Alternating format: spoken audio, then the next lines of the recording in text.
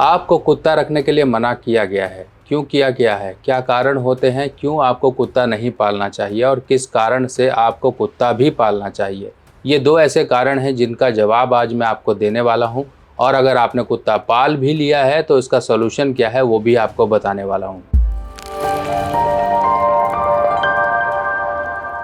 तो दोस्तों, सबसे पहले हम समझे कुत्ता पालना, यानी कि जो भी डॉग पालते हैं, पेट रखते हैं, उनके लिए क्यों ज़रूरी है और उसका फल उनको क्या मिलता है।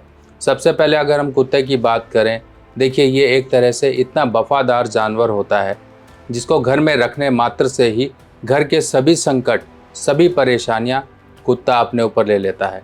आपने कई बार देखा होगा, कोई बड़ी मुश्किल, कोई बड़ी परेशानियों को जानवर अपने ऊपर ले लेते हैं और घर के जो लोग होते हैं उन्हें सुरक्षित करते हैं।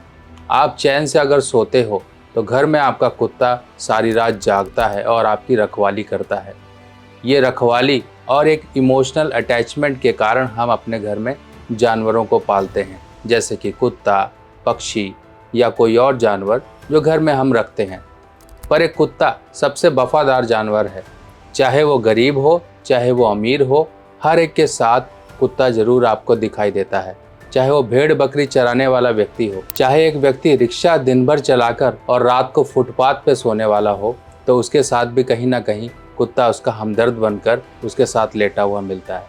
यानी कि आप कितने इसके कुत्ते के उदाहरणों को समझें तो कुत्ता हमेशा व्यक्ति के उन मुश्किल समय में काम आ जाता है जिस समय में अपने तक साया छोड़ देते हैं।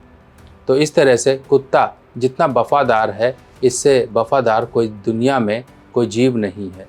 तो जो भी लोग कुत्ता पालते हैं, आपने कई बार देखा होगा कि घर के कुत्ते लोगों के बचते नहीं हैं।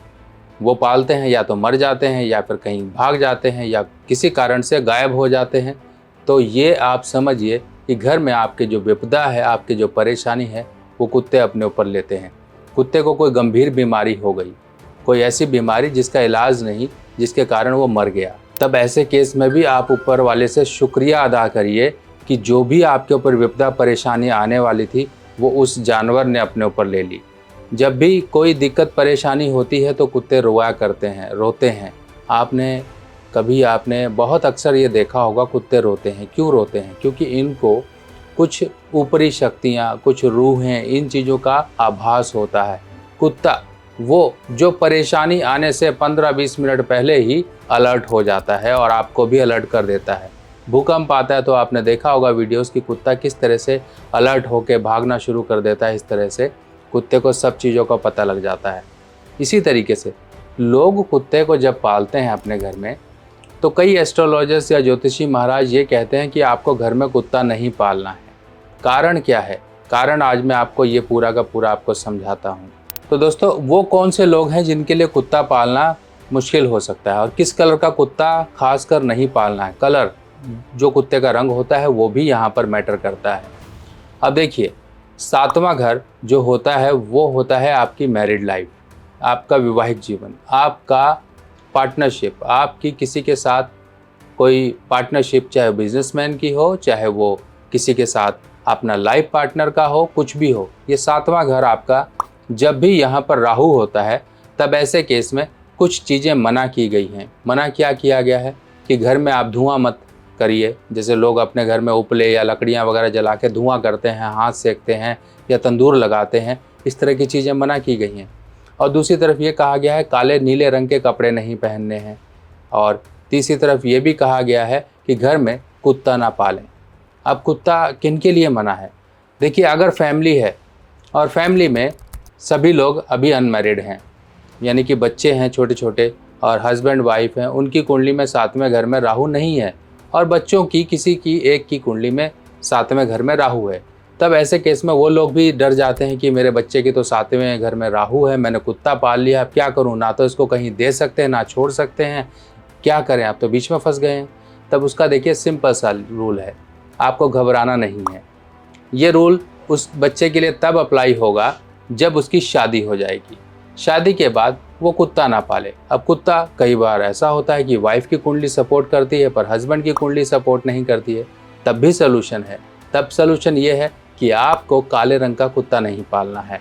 आप कोई और कलर पाल लीजिए, बहुत से कलर हैं, वाइट है, क्रीम है, बहुत से अच्छे अच्छे कलर हैं प्यारे प्यारे, उनके हिसाब से आप पाल सकते हैं। ये आपको सॉल्यूशन दे दिया गया। अगर मान लीजिए आपने काले रंग का ही कुत्ता पाला हुआ है और आप ये चाहते हो कि आपकी मैरिड लाइफ में कोई दिक्कत परेशानी ना हो, तो उसका सॉल्यूशन क्या है? अब सभी रास्ते बंद हो चुके हैं, सिर्फ यही एक पॉइंट बनता है। तो उस पॉइंट का हम क्या करें? मान लीजिए आपने कुत्ता पाल ही रखा है और वो काले रंग का ही है, तब इस केस में आपको सिंपल सा एक उपाय करना है जो मैं आपको बताता हूँ।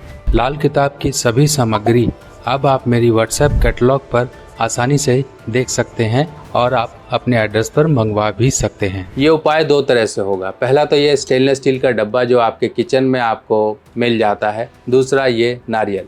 अब ये कोकोनट से होगा उपाय। अब सबसे पहले, चाहे आपने कुत्ता पाला है चाहे नहीं पाला है, उपाय तो आपके लिए नारियल का बनता ही बनता है और डब्बे का भी उपाय बनता है।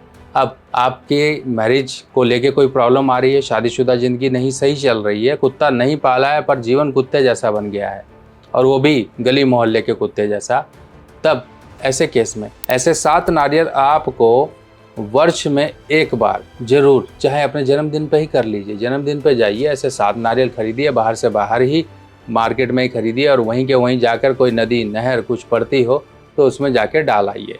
पहला उपाय।